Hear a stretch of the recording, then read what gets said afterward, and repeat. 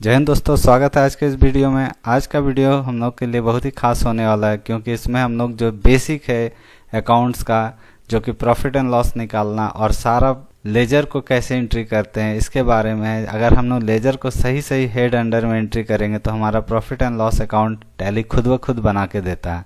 तो सबसे पहले चलिए वीडियो को स्टार्ट करते हैं। आप यहाँ देख सकते हैं ये हमारा profit and loss trading and profit and loss account है। जैसे कि यहाँ पे आप देख सकते हैं ग्रॉस प्रॉफिट हमारा दिख रहा है, ठीक है। अब यह ग्रॉस प्रॉफिट आया कैसे, ये कहाँ से है, क्या बना दिए हैं, इसको समझने के लिए यहाँ देखिए इसका एक क्वेश्चन है हमारे पास। यहाँ आप देख सकते हैं, यहाँ देखिए क्वेश्चन हम बुक से लिए हुए हैं।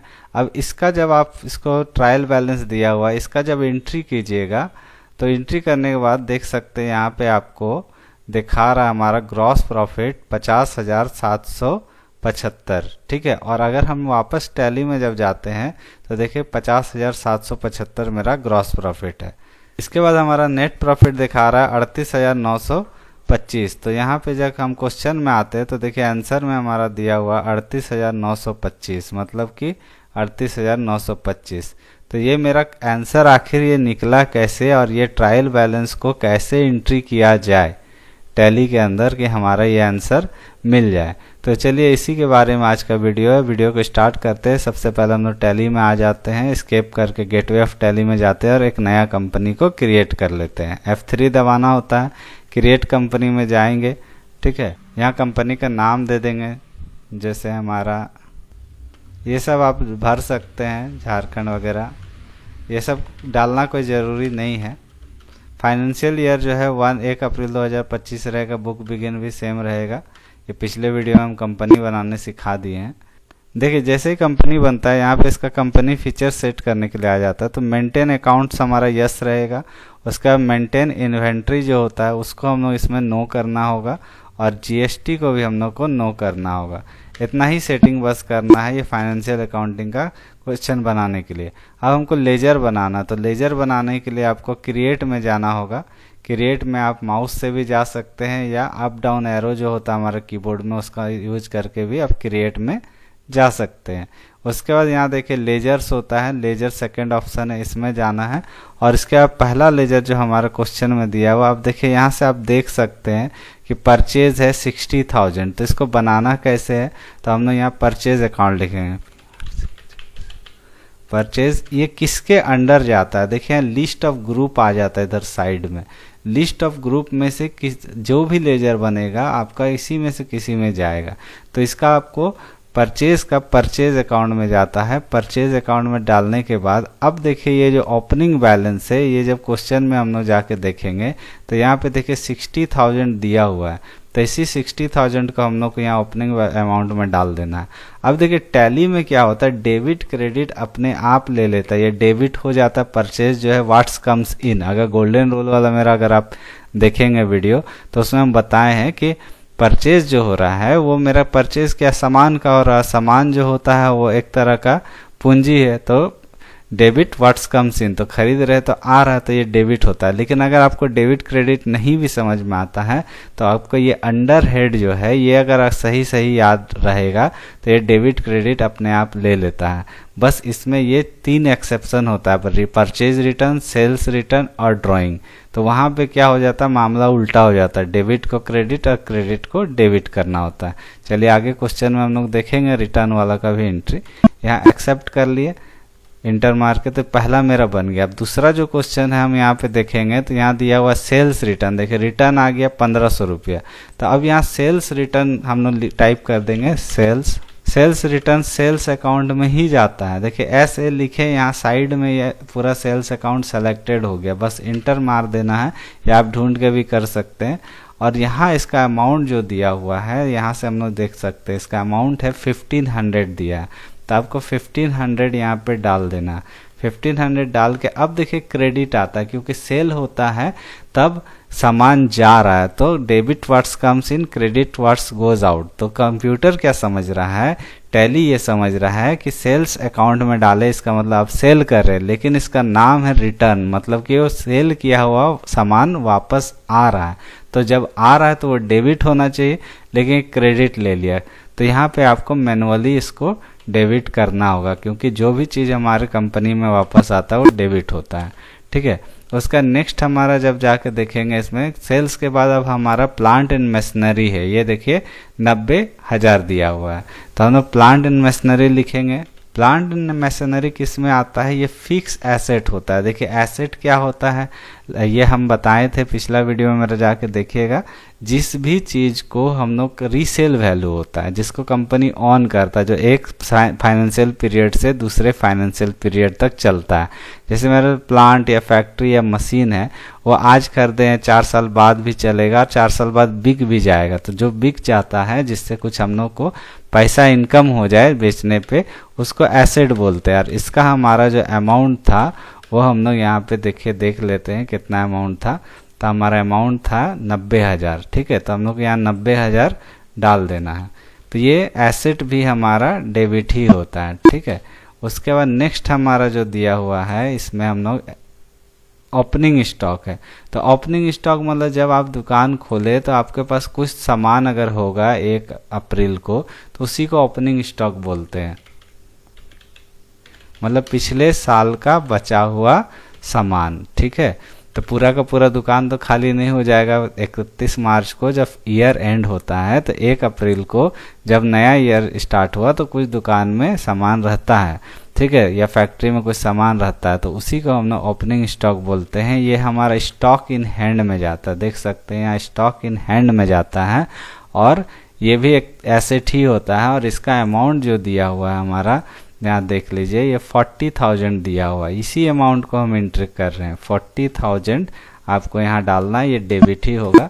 नेक्स्ट हमारा जो है यहाँ से देखेंगे, उसके बाद है हमारा डिस्काउंट अलाउड। मतलब हम लोग डिस्काउंट दे रहे हैं 350 रुपया का। तो डिस्काउंट हम किसी को भी दे रहे हैं, तो मेरा तो खर्च ही हो रहा है।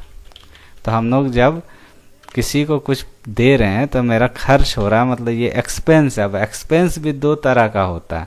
ठीक है, एक डायरेक्ट एक्सपेंस होता है, एक इनडायरेक्ट एक्सपेंस होता है।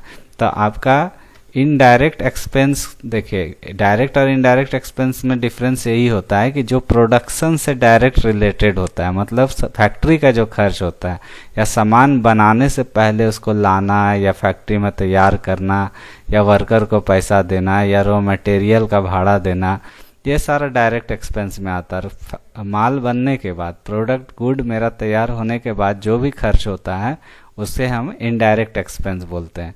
तो डिस्काउंट अलाउड जो है वो मेरा इनडायरेक्ट एक्सपेंस है, क्योंकि सामान बन चुका है, उसके बाद जब बेचेंगे तब ना डिस्काउंट देंगे।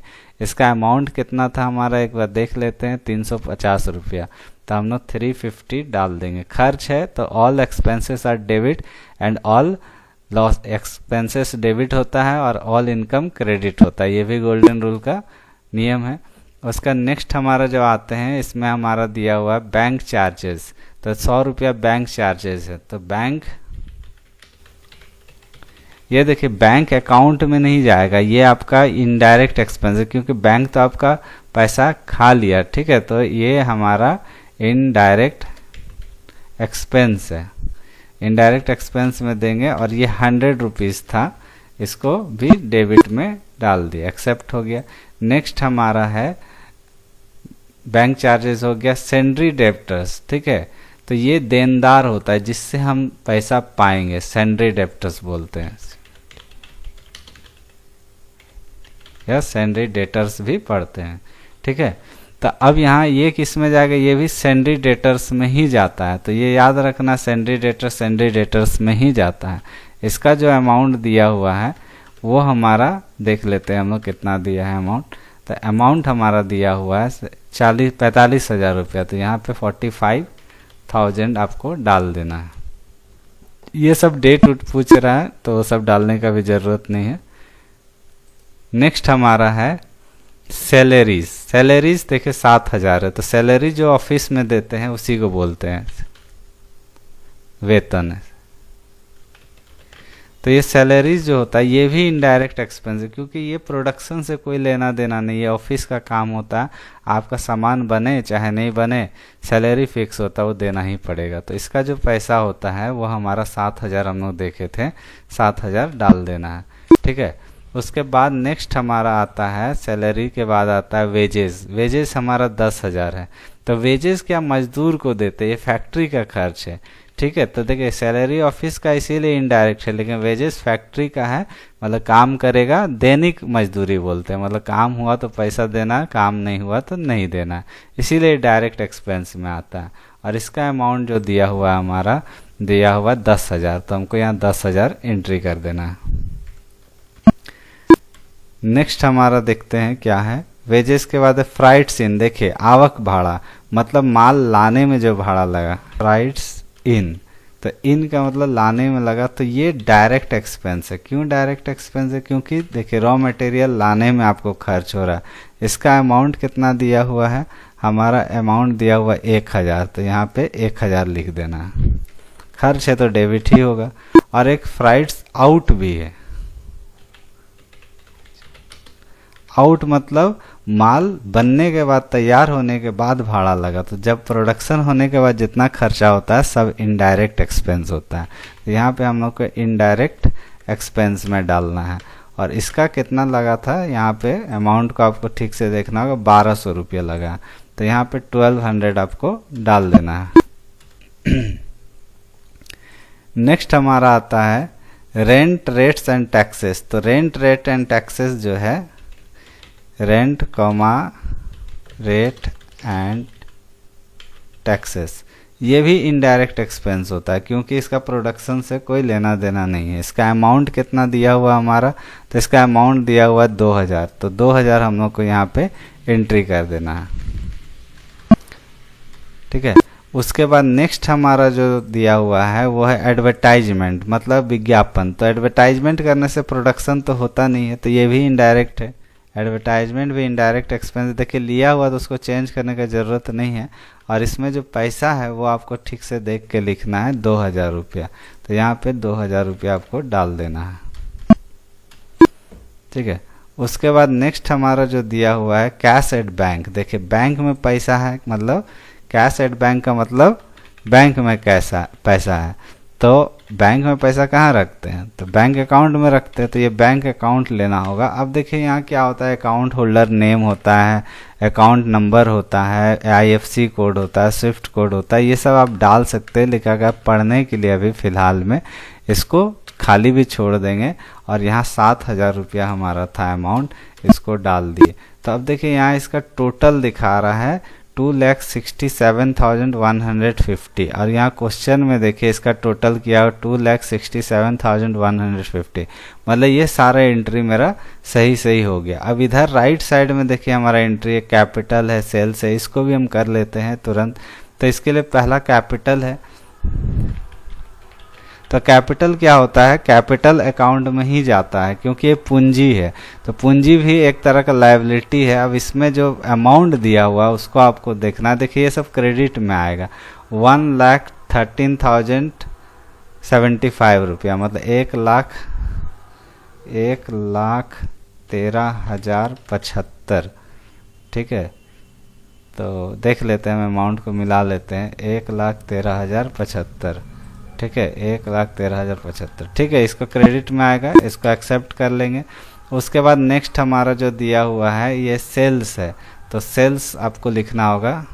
सेल्स ही अकाउंट में जाता है, तो इसमें कुछ नहीं टेंशन है। सेल्स में जाता है, परचेज में जाता है। इसका जो अमाउंट दिया हुआ है 1,27,000 दिया हुआ, तो उसको आपको 1,27,000 का एंट्री कर देना, ये क्रेडिट आएगा। उसके बाद नेक्स्ट हमारा जो दिया हुआ है वो हमारा दिया परचेज रिटर्न। देखिए फिर से रिटर्न आ गया। परचेज रिटर्न जो है वो परचेज अकाउंट में जाता है, और यहाँ टैली इसको समझेगा कि परचेज हो रहा है, तो इसका जो अमाउंट है 1,275, तो ये 1,275 को वो डेबिट समझेगा। लेकिन क्योंकि रिटर्न हो रहा है तो वो माल वापस आ जा रहा है, जो हम हम वापस कर रहे हैं, तो हमारे यहाँ से जा रहा है, तो डेबिट तब होता अगर मेरे पास आता, लेकिन रिटर्न कर दे रहे हैं मतलब जा रहा, तो इसीलिए CR करना होगा क्रेडिट। तो ये एक्सेप्शन है, रिटर्न वाला में करना होता है चेंज। नेक्स्ट हमारा आ जाता है डिस्काउंट रिसीव। देखिए यहाँ पहले डिस्काउंट अलाउड था, तो हम दे रहे थे तो एक्सपेंस था, लेकिन अब डिस्काउंट मिल रहा 800 का, मतलब मेरे लिए इनकम है, तो डिस्काउंट रिसीव्ड, तो हमको मिला डिस्काउंट, तो हम ये मेरे लिए इनडायरेक्ट इनकम है। देखिए इनडायरेक्ट इनकम लेना है, इनडायरेक्ट इनकम लेना है। और इसका अमाउंट कितना था यहाँ देख लीजिए, ये था हमारा 1275 नहीं 800 रुपया था, ठीक है। तो 800 अमाउंट भी बहुत ध्यान से टैली में देना होता है, नहीं तो फिर आंसर नहीं मिलेगा। नेक्स्ट हमारा है सेंड्री क्रेडिटर्स। तो सेंड्री क्रेडिटर्स हम लोग को डालना है, तो सेंड्री क्रेडिटर्स में ही जाता है, ठीक है। जैसे सेंड्री डेप्टर्स में जाता है। अब यहाँ अमाउंट जो है नीचे में आपको देख के दे देना है 20,000, ठीक है। 20,000 यहाँ अमाउंट डाल दिए, ये क्रेडिट आएगा। इसका भी डेट उट का है, ये सब अभी नहीं जानना, आने वाले क्लासेस में इसके बारे में समझाएंगे। उसके बाद हमारा लास्ट जो बचा हुआ है बिल पेएबल। मतलब देखिए बिल पेएबल का मतलब क्या होता है कि हमको ये बिल देना है, दिए नहीं, दे देते तब तो खर्च था, अभी देना है, तो ये लायबिलिटी है। लेकिन कैसा है, करेंट लायबिलिटी है। करेंट लायबिलिटी का मतलब इसी फाइनेंशियल ईयर में देना है आपको, अगला 2 साल बाद नहीं बिल देना, अभी ही देना, इसी साल देना। इसीलिए इसका अमाउंट था 5,000 दे दिए। अब देखिए ये डेबिट और क्रेडिट हमारा मैच कर गया। मैच करने के बाद भी एक चीज़ आपको समझना है कि ये करने से आपका अभी हुआ नहीं काम। यहाँ देखिए नीचे दिया रहता है कि आपका क्लोजिंग स्टॉक है, ये जो लास्ट 31 तारीख को जो मेरा स्टॉक बंद, दुकान बंद की है, तो कुछ तो सामान बचेगा ना, तो ये 35,000 का मेरा माल बच गया, यही क्लोजिंग स्टॉक है। तो इसको कहाँ एंटर करते हैं, ये बड़ा इंपॉर्टेंट चीज़ है। तो क्लोजिंग स्टॉक को देखिए एंट्री करने के लिए आपको स्केप करके गेटवे ऑफ टैली में आना होगा, उसके अल्टर में जाना होगा। अल्टर में जाने के बाद फिर लेजर में जाएंगे और ये ओपनिंग स्टॉक में ही एंट्री होता है। ओपनिंग स्टॉक में हम जाएंगे, देखिए यहाँ पे ओपनिंग स्टॉक का 40,000 है और यहाँ क्लोजिंग बैलेंस दिखा रहा है, जिसमें हम लोग को 31/3/2025 का डेट डाल के, और यहाँ पे जो हमारा अमाउंट है 35,000 है, शायद देख लेते हैं 35,000 देखिए यहाँ दिया हुआ है। 35,000 का हम लोग एंट्री करके एक्सेप्ट कर लेना है, ठीक है। ये सारा एंट्री हो गया। अब है profit and loss account, trading account कैसे देखेंगे। तो इसके लिए आपको स्केप करके गेटवे ऑफ टैली में आना है। ESC की जो होता है राइट साइड में कॉर्नर में, उसको दबा के आइएगा। यहाँ देखिए प्रॉफिट एंड लॉस अकाउंट दिखता है, उसमें चले जाइएगा, देखिए यहाँ दिख रहा है, तो इसमें जाके इंटर मारिएगा। अब यहाँ पे भी आपको आंसर नहीं मिलेगा। इसके बाद आपको करना होगा पीरियड चेंज, मतलब Alt F2 दबाना। अब फ्रॉम होता पूरा साल भर का ये दिया हुआ ट्रायल बैलेंस, तो 1 अप्रैल से 31 मार्च 2025 है, तो 26 को हम लोग डेट देना होगा। तो ये हम लोग आ गया यहाँ से। अब यहाँ Alt F1 कीजिएगा तो ये एक्सपेंड हो जाएगा। अब आप यहाँ से देख सकते हैं मिला के कि देखिए यहाँ आंसर दिया हुआ ग्रॉस प्रॉफिट 50,775 है। देखिए ग्रॉस प्रॉफिट 50,775 मेरा आ गया। उसके बाद नेट प्रॉफिट जो होता है, नेट प्रॉफिट हमारा 38,925 है। तो यहाँ नेट प्रॉफिट जो है 38,925 है। तो ये क्या होता है, ये ट्रेडिंग अकाउंट है और ये profit and loss PL account है, ठीक है। तो यहाँ पे हमारा इस तरह से ये आंसर मिल गया। तो होप आप लोगों को ये जो भी हम बताएं आज का क्लास में वो सारा चीज़ को क्लियरली समझ में आया। और इसमें हेड अंडर भी इम्पोर्टेंट होता है और अमाउंट को एंट्री करके इस तरह से बना सकते हैं। तो ये हमारा परफेक्ट हो गया कि हम सही बनाए हैं, बुक से आंसर मेरा मिल गया। तो होप आप लोगों को ये चीज़ समझ में आया। अगर समझ में आया तो मेरे चैनल को सब्सक्राइब कीजिए, वीडियो को लाइक कीजिए, शेयर कीजिए। Thank you.